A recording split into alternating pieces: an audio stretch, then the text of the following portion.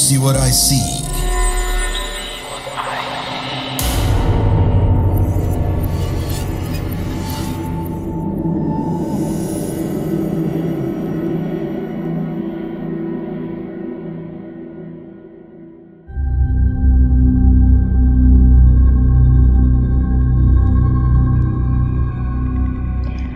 Sehabis sholat Isya, aku tidak langsung beranjak dari sajadah. Entah kenapa malam ini rasanya kurang mood untuk melanjutkan membaca surah Yasin seperti biasa. Entahlah, mungkin kadar iman lagi sedikit turun atau karena aku kecapean setelah seharian bekerja. Setelah selesai sholat, perhatianku teralih ke layar telepon genggam yang tiba-tiba menyala. Tanda ada notif yang masuk. Aku raih gawai yang tergeletak tidak jauh dari tempat aku sholat. Chat-chat bertumpuk. Chat dari grup alumni sekolahku yang jumlah chatnya sudah mencapai 953 lebih. Astaga, aku membatin apa mereka setiap hari seperti ini. Aku membuka grup chat, lalu say hello dengan mengirim stiker, sekadar basa-basi biar mereka tahu kalau aku masih hidup dan eksis tanpa scroll up. Memang sudah jadi kebiasaanku jarang baca chat, apalagi yang panjang dan banyak. Bukan aku tidak peduli, tapi aku memang tak terlalu punya waktu buat mengobrol. Aku memang sibuk. Ku tutup WA group, aku cek lagi satu persatu pesan masuk dari yang lainnya. Kebanyakan dari rekan kerja atau customer perusahaan tempatku bekerja. Lalu mataku tertuju ke satu pesan WA yang jauh di bawah karena tenggelam dari pesan WA yang barusan masuk. WA dari nomor asing yang berawalan +60 dikirim 2 hari yang lalu. Aku merasa bersalah karena terlambat mengetahuinya. Chat itu berisi beberapa kalimat menanyakan kabarku. Sebuah nama tertera membuatku berpikir keras. Bella yang mana ya? Aku sibuk bertanya sendiri. Aku membaca pesan dari Bella selanjutnya. Ia berkata bahwa akan pulang ke Indonesia untuk sebelumnya berkunjung ke Jakarta dulu, lalu baru pergi ke Samarinda. Katanya ia rindu denganku dan teman-teman yang lain. Beberapa voice note dari suaranya yang manja khas Bella juga terkirim.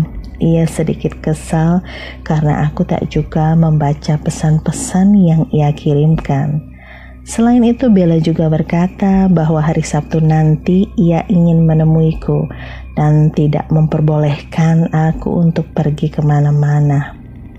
Beberapa pesan voice note yang dikirimkan Bella membawaku pada sebuah lamunan singkat 20 tahun lalu. Ya, hanya Bella yang menyebutku dengan sebuah sebutan khusus. Sambil tersenyum, aku menekan icon telepon pada aplikasi WA, berdering, tapi tidak diangkat. Aku ulangi lagi dan kali ini diangkat. Dari seberang sana terdengar mengucap salam. Tapi setelahnya aku tidak bisa mendengar begitu jelas karena sangat berisik. Suasana di seberang sana seperti sedang dalam keramaian. Tapi sayup aku mendengar suara orang yang mengaji. Pikirku mungkin Bella sedang ikut taklim dan kajian. Aku menjawab salam dengan sangat antusias, menanyakan keberadaan Bella. Tapi suara dari seberang sana hanya terdengar berkata halo, halo, halo, dan halo saja. Mungkinkah itu pertanda bahwa jaringan tengah buruk-buruknya? Aku berinisiatif untuk menyudahi panggilan telepon itu. Kututup panggilan setelah mengucapkan salam. Mungkin bisa mencobanya di lain jam, pikirku, setelah Bella keluar dari masjid, karena ini adalah malam Jumat. Walau sempat aku ragu kalau yang mengangkat telepon tadi adalah Bella karena suaranya sangat jauh berbeda. Suara Bella aku paham sekali, suaranya sedikit halus dan sedikit serak. Yang ini berbeda, terdengar agak ringan. Dan tentu berbeda dengan beberapa voice note dari Bella yang aku dengarkan tadi. Pertanyaan-pertanyaan dalam otakku akhirnya kalah dengan rasa lapar yang mendera. Kubuka aplikasi pesan antar makanan online, tidak ada yang menarik selera. Akhirnya aku memutuskan untuk mencari makan di luar sambil menyegarkan pikiran. Ku kontak temanku Lisa untuk menemani aku makan, tapi dia ternyata tidak bisa dan akhirnya aku pergi sendiri. Kedai Malaya Samarinda seberang jadi pilihanku karena aku suka teh tarik dan roti canai plus kari daging sapi yang biasa ku pesan tanpa pernah rasa bosan. Lagian tempatnya tak begitu jauh dari rumahku. Karena malas mengendari motor, aku menumpang kepada anak tetangga yang kebenaran mau pergi main futsal di dekat situ. Aku minta di drop di depan saja, lalu aku lanjut berjalan kaki menuju kedai itu. Sebuah suara tiba-tiba saja mengagetkanku. Karena keterkejutan itu, sontak aku menoleh ke arah suara yang berasal dari belakangku. Aku agak kaget, kupikir tadi aku sendirian. Tapi tadi memang tak ada siapa-siapa. Seseorang itu berdiri agak jauh, tepatnya di bawah pohon pinggir jalan, kurang lebih 10 meter dari tempatku berdiri. Aku menanyakan siapa dia. Maklum saja, kalau malam begini mataku harus lebih ekstra bekerja. Perlahan dia berjalan mendekat. Aku bisa jelas lihat wajahnya, meski cuma dengan pantulan cahaya lampu ruko di sekitar situ. Aku benar-benar tidak menyangka bahwa Bella yang berada di hadapanku. Aku setengah berteriak saking senangnya. Sedikit malu ketika sadar tukang mie tek-tek memandangiku dengan tatapan yang bingung. Tangan dingin Bella ku jabat dengan erat, mungkin karena perjalanan jauh, pikirku. Bella tersenyum tipis lalu berkata bahwa sekali janji tetaplah janji. Ya, dia berjanji untuk menemuiku dan Bella telah menepatinya. Aku merasa senang. Ada sesuatu yang terasa hangat di hati. Ya, masih terlihat cantik dan baik, sama seperti dulu. Walau memang sudah tidak muda lagi. Aku mengajak Bella ke kedai Malaya Samarinda, tempatku ingin makan tadi.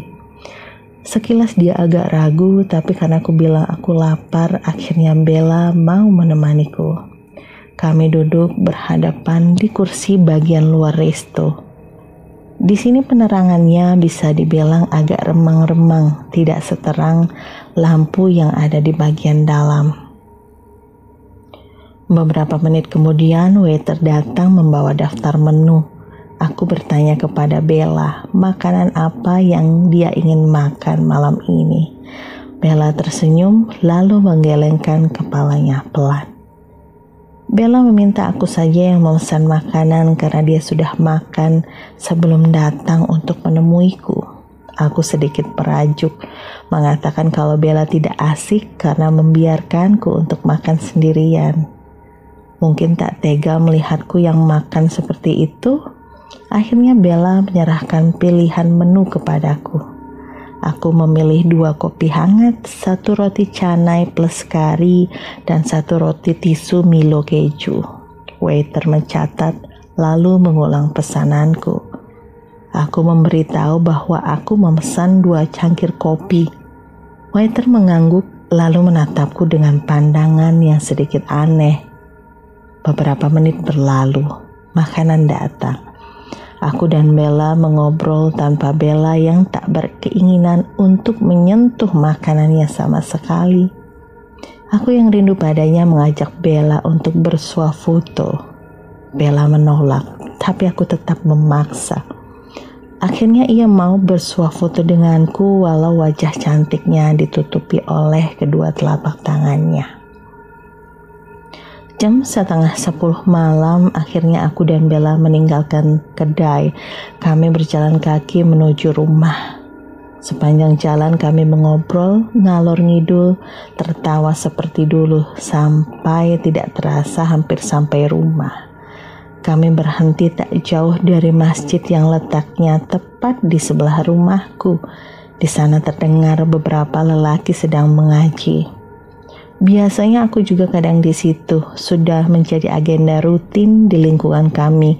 Setiap habis Isya malam Jumat ada bedah buku dipimpin oleh ustadz dari Departemen Agama. Aku dan Bella bersalaman sebelum dia pamit. Aku kembali ke rumah sementara Bella pulang. Aku merogoh saku celana berusaha menemukan kunci rumah. Tapi aku malah memegang lembaran kertas yang aku baru ingat kalau itu tadi uang ratusan ribu yang diberikan Bella untuk membayar makanan kami di kedai tadi. Aku memutuskan untuk mengembalikan uang itu kepada Bella.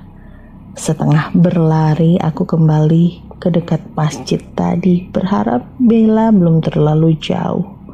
Tapi ternyata Bella tidak ketemu. Aku berpikir kenapa Bella sangat cepat meninggalkan daerah ini, padahal baru saja beberapa detik lalu. Ada Cilbayah, tetanggaku yang lagi membakar sampah di dekat situ. Lalu aku bertanya kepada beliau, "Cil, pian melihat kawal ulun tadikah? Yang artinya, Bu, sampean lihat teman saya kah?" "Nah, kawal nang mana nak lah, setadian Acil di sini kada melihat siapa-siapa. Ikam banarai tadi Acil lihat berdiri parak masjid sorangan, yang artinya, nah teman yang mana nak? Dari tadi aku di sini tidak lihat siapapun.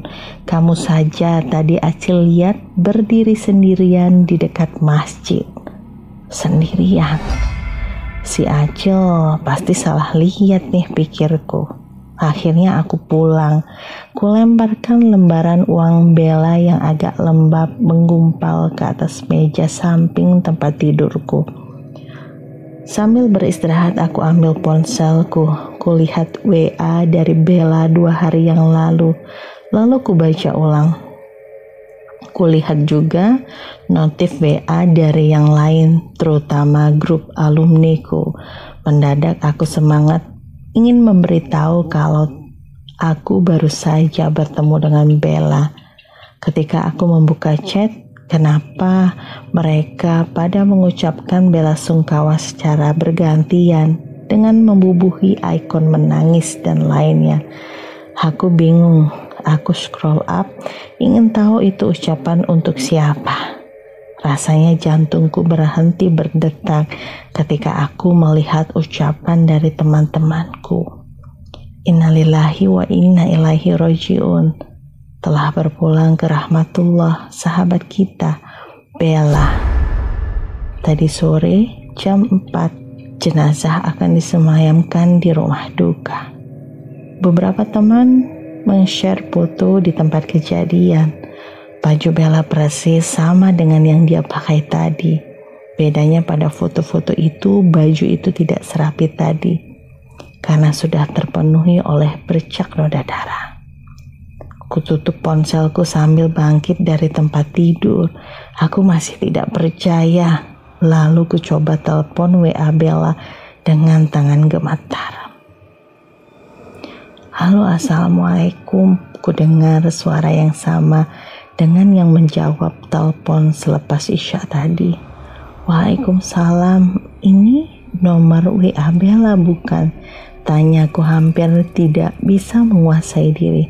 "Benar, saya Opan, adiknya yang tadi nelpon ya. Maaf, tadi saya tidak bisa dengar jelas suaranya karena tadi di rumah kami sedang takziahan. Jadi Bella, Aku tidak sanggup lagi meneruskan kata-kataku. Opan memberitahu kalau tadi sore mobil yang Bella tumpangi mengalami kecelakaan sebelum masuk tol Samboja. Opan memintakan maaf untuk Bella jika selama hidup ia pernah berbuat salah. Terdengar Opan terisak, membuat aku jadi ikut menangis. Kututup telepon. Aku bergegas membuka galeri mencari foto yang aku buat tadi bersama Bella, tapi aku tidak menemukan satupun. Aku sendirian, begitu juga foto candid yang kuambil di sana cuma ada kursi yang kosong saja. Mendadak kulihat ke atas meja di mana aku lemparkan lembaran uang ratusan tadi. Uangnya masih ada. Dengan tangan gemetar kuraih uang itu. Kupisahkan lembar demi lembar uang yang lengket dan lembab satu sama lain. Uang ini masih basah. Mungkin basah oleh darah Bella.